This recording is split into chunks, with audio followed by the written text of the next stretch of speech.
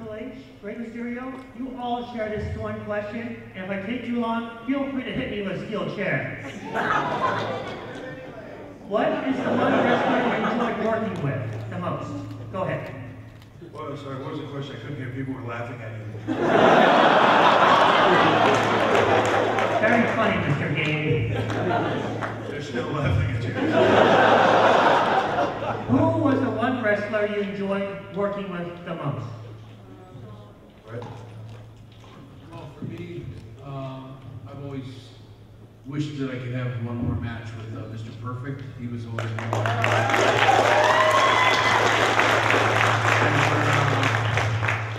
great for many reasons. I wish to have one more match with my brother Owen. Both of Owen and Mr. Perfect. Have a great match with every night, no matter how far you traveled or how long you would have took to get there. And sometimes, you know, I don't know if it's always transparent to people that watch wrestling to realize how far sometimes the wrestlers have come to put on the show. And you got to go out there sometimes after flying, and, you know, hours and hours. So, like, I just came back from a trip to South Africa where I landed. It took me like a whole day to get there, and I got there on a Wednesday morning. I was standing ringside as the enforcer about 12 hours later. So, I mean, I pity the wrestlers that all flew there and then having to get up and sort of find the energy and the, you know, the fortitude to go in there every night is hard. But when you do have a great wrestler that you can go in the ring with that's safe and got a sense of just the professionalism that you need in the ring, like your question, I think Mr. Perfect and my brother Owen are the first two to come to mind. I'm sorry what happened to your brother Owen in 1999. I was very sad when that happened. Yeah, I think we all were.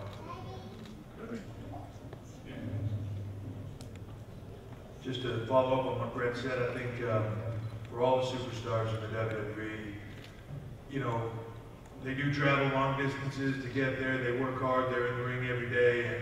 But the thing that does make it possible for you to get off a plane after flying 16 hours and, you know, go out there and find the energy to do it is all of you. And that's really what we do it for, is the energy that you guys bring, that the crowd brings when you stand in front of a sold-out crowd and, you know, they're on their feet. That's what we do it for. That's why we're there every single night.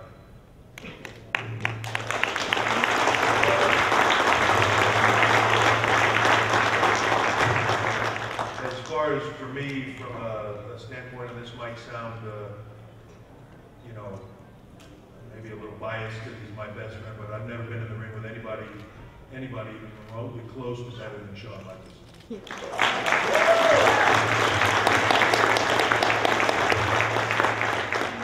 I'll just add another guy that's right in that same league as The Undertaker. He always came and gave 100% every night, and he was another one that you can fly all day and wrestle and know you're going to deliver that great match for the fans that are there, and you're also going to know that you've earned your money and you've had a great physical confrontation with somebody that's professional. For me, it's back before I had a chance to wrestle against any girl. I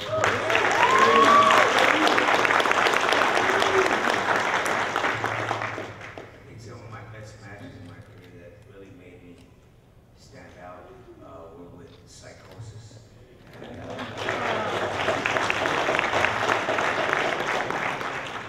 my matches with him kind of put me on the map, you know, with ECW, with AAA, with WCW. And then I didn't get a chance to do much with him in WWE, but then with Eddie, I just found a whole different side of chemistry that I didn't even know existed. So Psychosis and Eddie for me were probably the top two.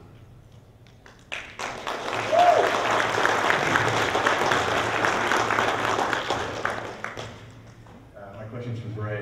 First of all, thank you so much for getting involved with the WWE again. Being a huge action figure fan, big wrestling fan from the old days and everything. It's really sad to see you go, and it didn't seem like you wanted to come back. And I'm really happy that you did, so thank you very much for that.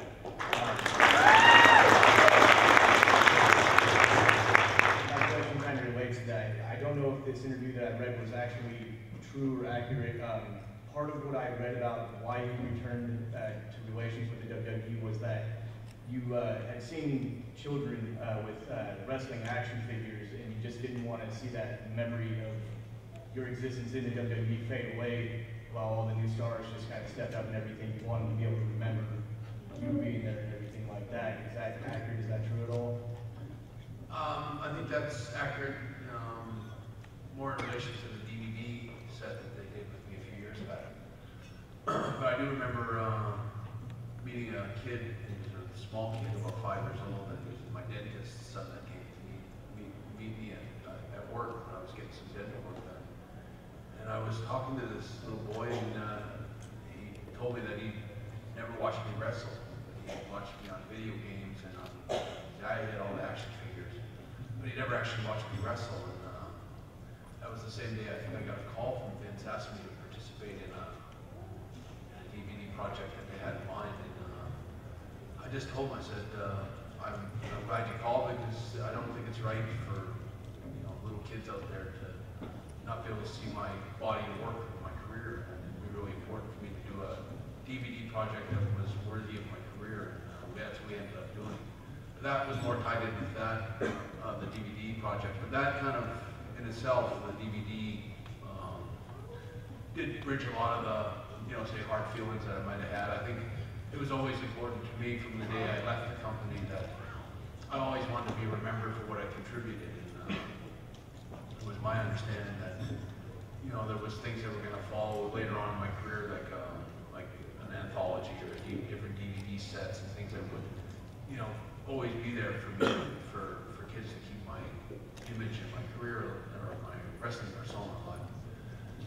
But when I left the company, I felt that all that was gone and lost forever. And I think that was maybe in some ways as big a sort of a sore spot for me as anything that tied in with the way things ended for me with WWE. But I also, for me, I had such a great career in the WWE. I mean, I worked 23 years in wrestling, pretty much day in, day out. I never took holidays or breaks of any kind, really. I had a few months off here and there. But I worked so hard for so long, and when I look back on my career, some of the fallout that I had with Vince and Sean and everything, that was a very minuscule, tiny little bit at the very, very end. And I wish that, in hindsight now, I wish that things had cooler heads had prevailed and we could have somehow worked things out better than what happened. But I own up to a lot of my own behavior through that whole thing. I think me and Sean kind of egged each other on and put ourselves in that position. And in the end, when I look back on everything that happened, I'm more proud of the body of my work and most of what I did through my career. And most of all my memories of being with this company are mostly really positive. I have great memories with, and even talking with Hunter last night, we reminisced about so many different memories and great times that we had on the road with different people, that it's not fair for me to let the last bit be the only thing that anyone remembers. And I spent a lot of time working on a book that took me 7 years to write. Once I wrote the book, and expressed what I thought were all my heartfelt thoughts about everything that happened, I also realized that I didn't have anything else left to say. I made my point, and that's it. And then after a while, it's like, you realize that that's all people remember is what happened in the Montreal Screwjob kind of thing, is that that's all they remember about your whole career. I resented that a little bit, and I realized the best way to get all that off my back is to make peace with everything and come back and pick up where I left off, and be able to reach out again to my WWE fans and the WWE universe and be part of everything again. And I have absolutely no misgivings about coming back. I feel great. It's been good for me. It's been good for the company. It's been good for the fans, most importantly. And I'm glad to be here now.